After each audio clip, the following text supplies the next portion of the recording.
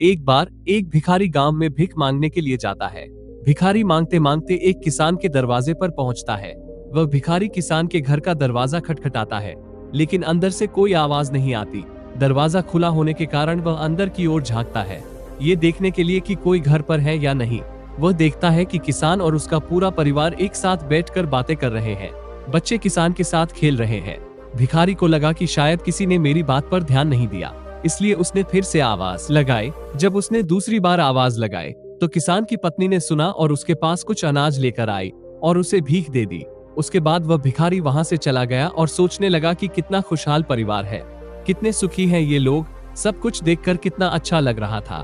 किसान का परिवार कितना खुश है, और एक मुझे देखो, दिन भर भीख मांगनी पड़ती है, फिर घर आकर खुद से खाना बनाना पड़ता है और मुझे कितनी परेशानी होती है। इसके बाद भिखारी अपने रास्ते निकल गया। किसान के परिवार ने खाना खाया और खाना खाने के बाद किसान अपनी पत्नी को बताने लगा कि घर खर्च के लिए पैसे नहीं है, बड़ी परेशानी है। साहूकार से 1000 रुपए उधार लेना पड़ेगा, पता नहीं वह देगा या नहीं। किसान की पत्नी ने उसे धैर्य रखने के लिए कहा और बोली, आप जाओ, आपको साहूकार पैसे दे देगा। किसान गांव में एक सेठ के पास गया, जिसके पास कपड़े की दुकान थी। वह ब्याज पर लोगों को पैसा देता था। किसान ने सेठ से 1000 रुपए मांगे, और जब सेठ किसान को पैसा दे रहा था तो उसने देखा कि वहां पैसों का हिसाब लगा रहा था। किसान जब वहां से निकला तो सोच रहा था कि साहूकार कितना खुश है। मैं कहाँ 500 या 1000 रुपए के लिए घबरा रहा हूँ, परेशान हो रहा हूँ, और इस सेठ के पास 10,000, 20,000 का हिसाब चल रहा है। किसान ये सोचते सोचते घर चला गया। सेठ की गांव में छोटी सी कपड़े की दुकान थी। गांव में कपड़े लाने के लिए उसे शहर जाना पड़ता था। वह शहर के एक बड़े दुकान से कपड़ा लाता था। अगले दिन वह शहर पहुंचा और वहां जो बड़े दुकान के सेठ जी थे उनसे मुलाकात की और उनसे कहा कि कपड़ा खरीदना है। बड़े सेठ के पास संदेश आ रहा था, 1 लाख का फायदा हो गया, 2 लाख का फायदा हो गया, कोलकाता में माल पहुंच गया है। जब गांव का सेठ वहां से निकला तो सोचने लगा कि हम अपने आप को इस गांव का सबसे बड़ा सेठ मान कर बैठे हैं और 5000, 10,000 में खेल रहे हैं। यहाँ लाखों का फायदा हो रहा है। ये सोचते सोचते सेठ कपड़े लेकर अपने गांव के लिए रवाना हो गया। इसके बाद शहर वाले सेठ के पास उनका नौकर आया और बोला, एक तार आया है मालिक, 5 लाख का घाटा हो गया है। सेठ जी का दिमाग ठनक गया। तभी दूसरा नौकर आया और बोला, आज आपको दावत में जाना है। अपने जो राय बहादुर साहब हैं, उनके यहाँ दावत है। लाट साहब आने वाले हैं, आप तैयार हो जाइए, हमने मोटर गाड़ी लगा दी है। सेठ जी दुखी मन से तैयार हुए और गाड़ी में बैठ गए। कुछ देर के बाद सेठ जी राय बहादुर जी के घर पहुँच गए। वहाँ दावत सजी हुई थी, बड़े बड़े सेठ आए हुए थे। सेठ जी के लिए तो बैठने तक की जगह नहीं थी, जैसे तैसे उनको कुर्सी मिली। उसके बाद सेठ जी देखने लगे कि कमिश्नर आ रहा है, कलेक्टर आ रहा है, बड़े बड़े अधिकारी साहब आकर मिल रहे हैं।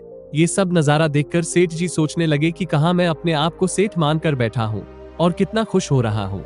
सबसे ज्यादा तो सुखी ये है, इनके पास बड़े बड़े अधिकारी आते हैं, चाय पीते हैं, हाथ मिलाते हैं, जलवा तो इनका है। इसके बाद सेठ जी राय बहादुर जी से मिले और उन्हें गिफ्ट दिया, खाना खाया और अपने घर के लिए रवाना हो गए। राय बहादुर साहब के यहाँ दावत खत्म हो चुकी थी और उनको सर दर्द होने लगा, क्योंकि इन्हें दिन भर से चिंता थी कि दावत कैसी होगी। जाकर कमरे में लेट गए। नौकर आकर इनकी सेवा करने लगे। जब सर दर्द बढ़ गया तो डॉक्टर को बुलाया गया। तभी राय बहादुर साहब के पास एक संदेश आया, जिससे मालूम चला कि व्यापार में घाटा हो गया है। अब उनका सर दर्द और भी बढ़ गया। उन्होंने अपने नौकरों से कहा, क्या जिंदगी है, बड़े बड़े अधिकारी को चाय पिलानी पड़ती है, पार्टी रखनी पड़ती है, वो सब करते हैं, इसीलिए हमें भी दावत रखनी पड़ती है, वरना कौन इतना सर दर्द मोल ले। तभी उन्होंने देखा कि खिड़की से एक भिखारी जा रहा था, जो अपने हाथ में डंडा लेकर गाना गा रहा था।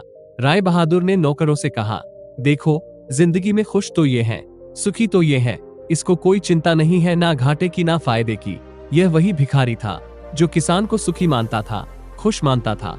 ये कहानी हमें सिखाती है कि हर इंसान खुश तो है, लेकिन वह अपने से धनवान व्यक्ति को देखकर दुखी हो जाता है और उसे लगता है कि सिर्फ धनवान व्यक्ति ही खुश और सुखी है। लेकिन धनवान होने के अर्थ ये नहीं कि वह व्यक्ति सुखी भी है।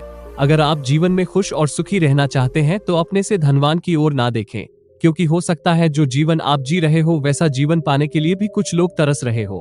तो अब आपको जवाब मिल गया होगा कि जीवन में हर वो इंसान सुखी है जो अपने से ऊंचे धनवान व्यक्ति की ओर नहीं देखता।